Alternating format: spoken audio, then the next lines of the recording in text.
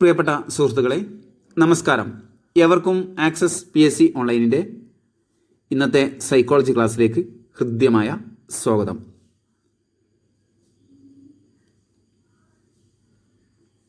LP UP കേട്ടറ്റ് പരീക്ഷകൾക്ക് psychology വിഭാഗത്തിൽ നിന്ന് ചോദിക്കാൻ സാധ്യതയുള്ള 100 ചോദ്യങ്ങളെക്കുറിച്ചാണ് നാം പറഞ്ഞുകൊണ്ടിരിക്കുന്നത്. 50 ചോദ്യങ്ങൾ കഴിഞ്ഞ ക്ലാസ്സിൽ ഉൾക്കൊള്ളിച്ചിരുന്നു. ആയതിൻ്റെ തുടർച്ചയായിട്ടാണ് ഇന്നത്തെ ക്ലാസ്. നേരിട്ട് ക്ലാസ്സിലേക്ക് പോവാം. 51ാമത്തെ ചോദ്യം: വിദ്യാഭ്യാസം ജീവിതം തന്നെ എന്നഭിപ്രായപ്പെട്ടത് ആര്? John Dewey. 52ാമത്തെ ചോദ്യം: ലക്ഷ്യമില്ലാത്ത വിദ്യാഭ്യാസം ലക്ഷ്യമില്ലാതെ നട്ടം തിരിയുന്ന കപ്പലിന് സദൃശ്യമാണ് എന്നഭിപ്രായപ്പെട്ടത് ആര്? ലക്ഷ്യമില്ലാത്ത വിദ്യാഭ്യാസം ലക്ഷ്യമില്ലാതെ നട്ടം തിരിയുന്ന കപ്പലിന് സദൃശ്യമാണ് എന്നഭിപ്രായപ്പെട്ടത് BC ഭാട്ടിയ. 53ാമത്തെ ചോദ്യം: അറിവ് ശക്തിയാണ്, കാര്യങ്ങൾ നടപ്പിലാക്കാൻ അത്യാവശ്യമാണ്. ഇങ്ങനെ പറഞ്ഞത് സോക്രട്ടീസ്. 54ാമത്തെ ചോദ്യം: മനുഷ്യൻ ജനിക്കുന്നത് സ്വതന്ത്രനായിട്ടാണ്, പക്ഷേ എവിടെയും അവൻ ചങ്ങലയിലാണ്. ഈ വാക്കുകൾ ആരുടേത്? ഉത്തരം റൂസോ. 55ാമത്തെ ചോദ്യം: സമ്പൂർണ്ണ ജീവിതത്തിനായി വ്യക്തിയെ തയ്യാറെടുപ്പിക്കുന്നതാകണം വിദ്യാഭ്യാസം എന്ന് ചിന്തിച്ചത് ആര്?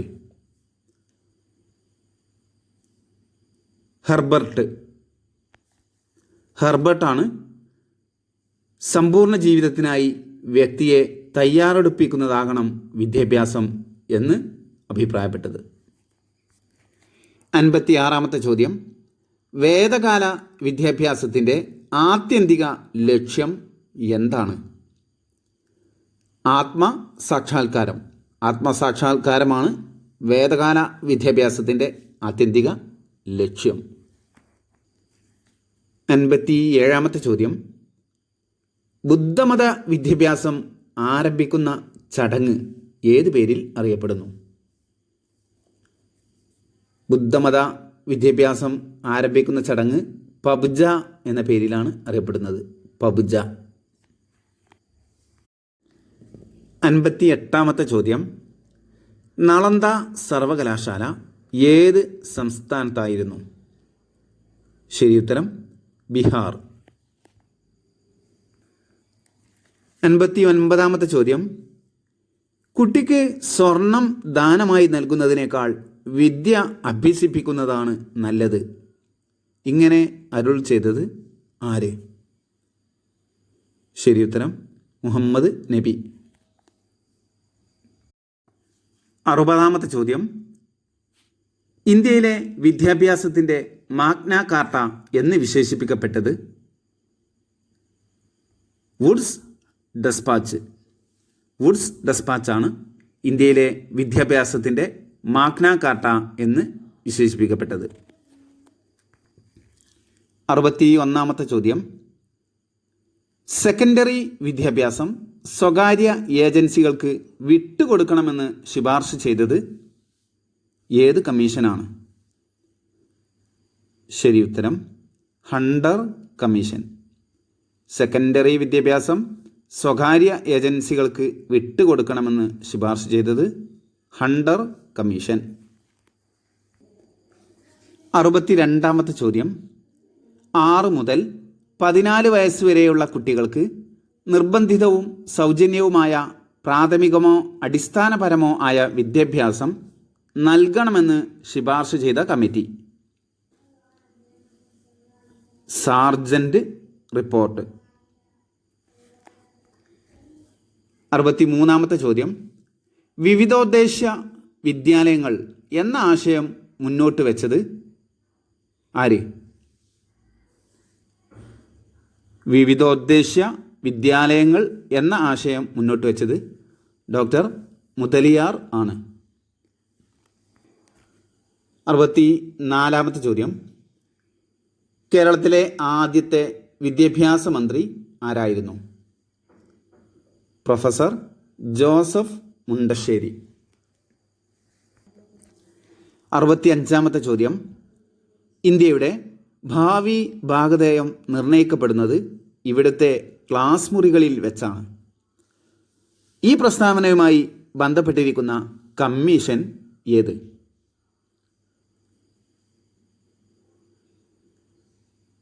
ഡോക്ടർ DS കോത്താരി ചെയർമാനായിട്ടുള്ള വിദ്യാഭ്യാസ കമ്മീഷൻ. 66-ാമത്തെ ചോദ്യം. സ്വതന്ത്ര ഇന്ത്യയിൽ ആദ്യമായി ദേശീയ വിദ്യാഭ്യാസ നയം രൂപീകരിക്കപ്പെട്ട വർഷം ഏത്? സ്വതന്ത്ര ഇന്ത്യയിൽ ആദ്യമായി ദേശീയ വിദ്യാഭ്യാസ നയം രൂപീകരിക്കപ്പെട്ട വർഷം 1968. 67-ാമത്തെ ചോദ്യം. വിദ്യാഭ്യാസം കൺകറന്റ് ലിസ്റ്റിൽ ഉൾപ്പെടുത്തിയ വർഷം 1976. 1976-ലാണ് വിദ്യാഭ്യാസത്തെ കൺകറന്റ് ലിസ്റ്റിൽ ഉൾപ്പെടുത്തിയത്. 68-ാമത്തെ ചോദ്യം. ഭരണഘടനയുടെ എത്രാമത്തെ ഭേദഗതിയിലൂടെയാണ് വിദ്യാഭ്യാസത്തെ കൺകറന്റ് ലിസ്റ്റിൽ ഉൾപ്പെടുത്തിയത്? 42-ാം ഭേദഗതി. 69-ാമത്തെ ചോദ്യം. ഇന്ത്യയിൽ പുതിയ വിദ്യാഭ്യാസ നയം രൂപീകരിക്കപ്പെട്ട വർഷം ഏത്? ഇന്ത്യയിൽ പുതിയ വിദ്യാഭ്യാസ നയം രൂപീകരിക്കപ്പെട്ട വർഷം 1986.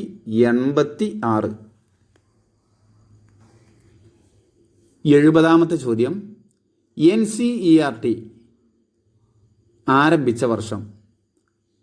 1961-ലാണ് NCERT ആരംഭിച്ചത്. 71-ാമത്തെ ചോദ്യം.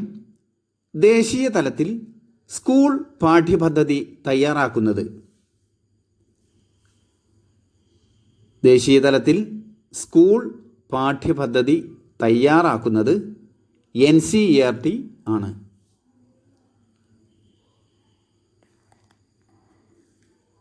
72. ദേശീയ സാക്ഷരതാ മിഷൻ ആരംഭിച്ച വർഷം? 1988. 1988-ലാണ് ദേശീയ സാക്ഷരതാ മിഷൻ ആരംഭിച്ചത്. 73-ാമത്തെ ചോദ്യം. ആരോഗ്യദൃഢമായ ശരീരത്തിൽ ആരോഗ്യദൃഢമായ മനസ്സ് സൃഷ്ടിക്കുന്നതാണ് വിദ്യാഭ്യാസം. ഇങ്ങനെ അഭിപ്രായപ്പെട്ടത് ആര്? ആരോഗ്യദൃഢമായ ശരീരത്തിൽ ആരോഗ്യദൃഢമായ മനസ്സ് സൃഷ്ടിക്കുന്നതാണ് വിദ്യാഭ്യാസം. ഇങ്ങനെ അഭിപ്രായപ്പെട്ടത് അരിസ്റ്റോട്ടിൽ.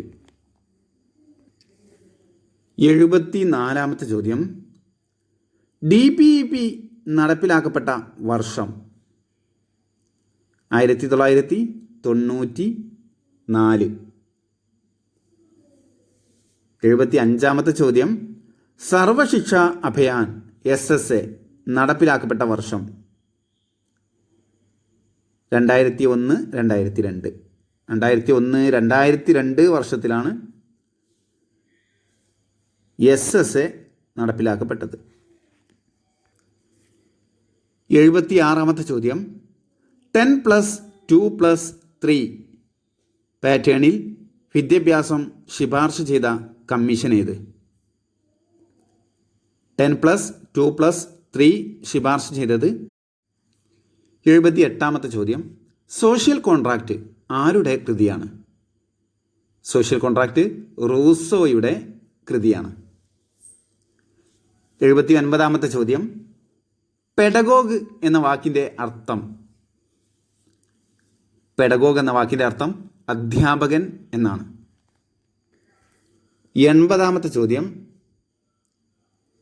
വിദ്യാഭ്യാസ പ്രവർത്തനത്തിൽ മനഃശാസ്ത്രത്തിന് ഊന്നൽ നൽകിയത്? വിദ്യാഭ്യാസ പ്രവർത്തനത്തിൽ മനഃശാസ്ത്രത്തിന് ഊന്നൽ നൽകിയത് പ്രകൃതിവാദികളാണ്. പ്രകൃതിവാദികൾ. 81-ാമത്തെ ചോദ്യം. പ്രവൃത്തിയിലൂടെ പഠിക്കുക എന്ന തത്വത്തിൽ അധിഷ്ഠിതമായ സമ്പ്രദായം മുന്നോട്ട് വെച്ചത്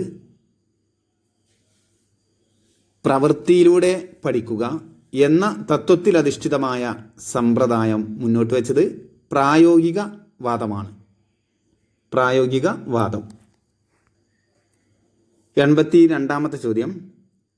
ജീവിതത്തിന് വേണ്ടി ജീവിതത്തിലുടനീളം സംഭവിക്കുന്നതാണ് വിദ്യാഭ്യാസം എന്ന് വാദിച്ചത് ആര്? ജീവിതത്തിന് വേണ്ടി ജീവിതത്തിലുടനീളം സംഭവിക്കുന്നതാണ് വിദ്യാഭ്യാസം എന്നഭിപ്രായപ്പെട്ടത് മഹാത്മാഗാന്ധി. 83-ാമത്തെ ചോദ്യം. മെറ്റാഫിസിക്സ് എന്ന ഗ്രന്ഥം രചിച്ചത് ആര്? മെറ്റാഫിസിക്സ് എന്ന ഗ്രന്ഥം രചിച്ചത് അരിസ്റ്റോട്ടിലാണ്. 84-ാമത്തെ ചോദ്യം. 20-ാം നൂറ്റാണ്ടിലെ പ്രസിദ്ധനായ അസ്തിത്വവാദിയായി കണക്കാക്കപ്പെടുന്നത് ആരെയാണ്? 85. റിയലിസത്തിൻ്റെ പിതാവ് ആര്? അരിസ്റ്റോട്ടിൽ.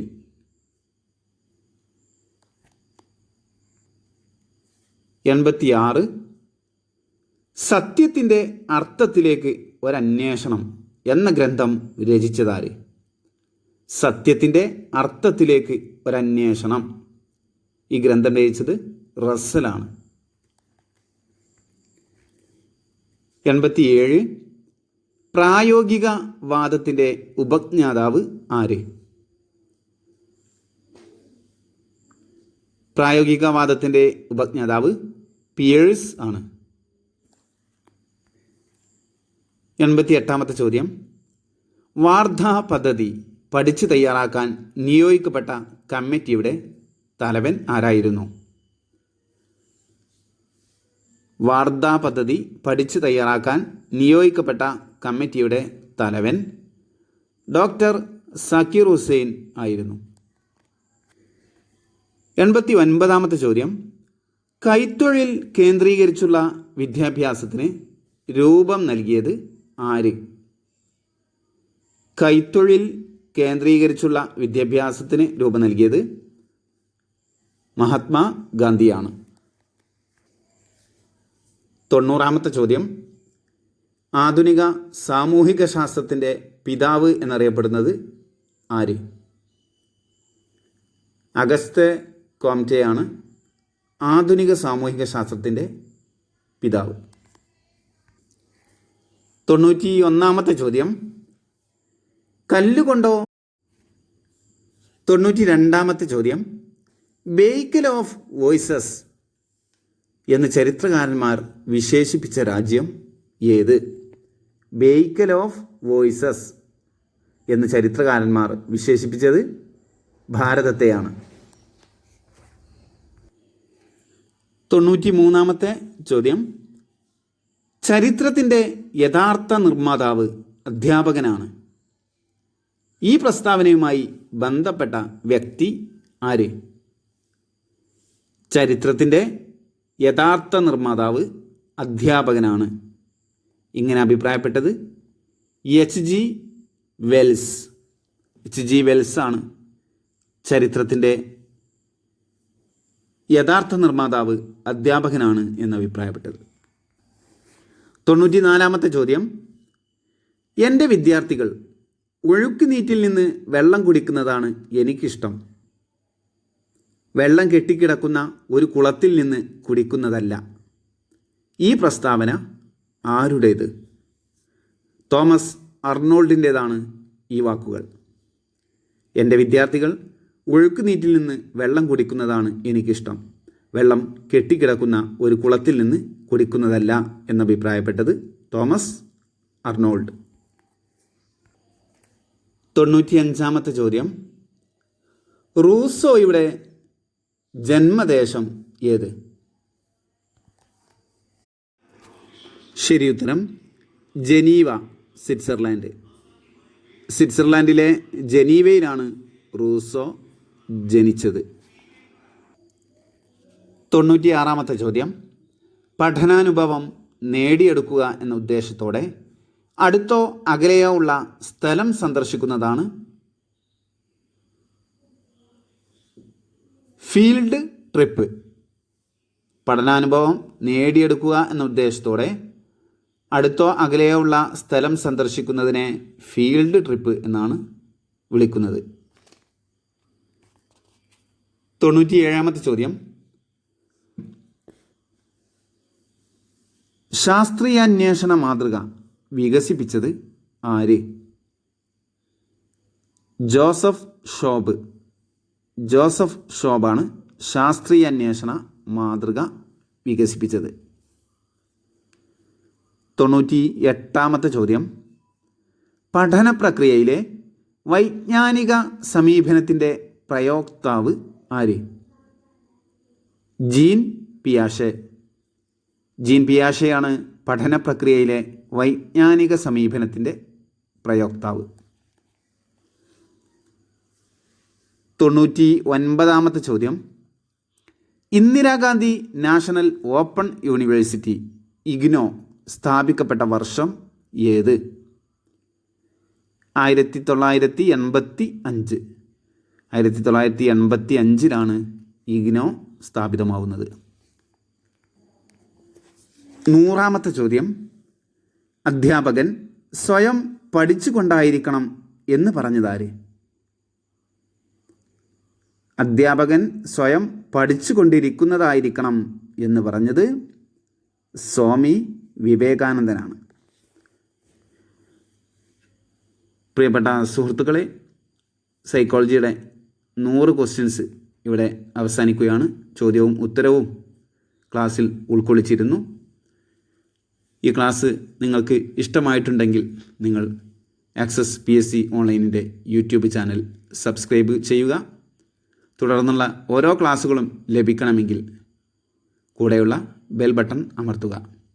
മറ്റുള്ള ക്ലാസ്സുകളിൽ നിന്ന് വ്യത്യസ്തമായി ആക്സസ് വളരെയധികം ചിട്ടയോട് കൂടിയാണ് സിലബസിൽ അധിഷ്ഠിതമായി ഓരോ ക്ലാസ്സുകളും നൽകുന്നത്. അതല്ലാതെ എളുപ്പമുള്ള പാഠഭാഗങ്ങളോ അതല്ലെങ്കിൽ പ്രധാനപ്പെട്ട ഏതെങ്കിലും 1-2 ടോപ്പിക്കുകളല്ല ആക്സസ് യൂട്യൂബ് ചാനലിലൂടെ നൽകുന്നത്. ആയതിനാൽ ഇതിനൊരു ക്രമമുണ്ടായിരിക്കും. 1-ാമത്തെ ക്ലാസ് മുതൽ തുടർച്ചയായിട്ട് നിങ്ങൾ പഠിക്കുകയാണെങ്കിൽ നിങ്ങൾക്ക് റാങ്ക് ലിസ്റ്റിൽ വളരെ എളുപ്പം എത്തിപ്പെടാൻ സാധിക്കും.